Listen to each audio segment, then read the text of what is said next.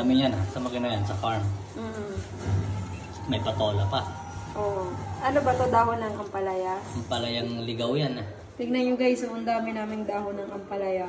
Palaya, tumutubo lang sa kalamansihan natin yan. Oh, pero yung patola, nakuha na natin kasi yung ibang bunga niya. Oo. Kaya ito na lang yung nakuha, maliit. Sabi ko, bunutin na baka may paggamitan ako nito.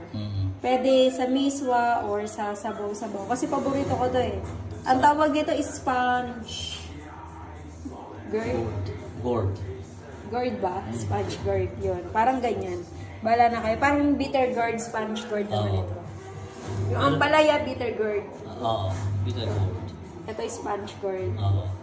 Okay. Yun lang guys. Pinakita ko lang sa inyo to. Kinuha lang namin to sa mini farm namin. Tumutubo-tubo sa kalamansihan. Napakarami nito. Masarap to sa munggo. Munggo, sa Sinabawan. sa tinola. Oo. Ganon. Yan. Sa miswa. Yun lang guys. Bye-bye.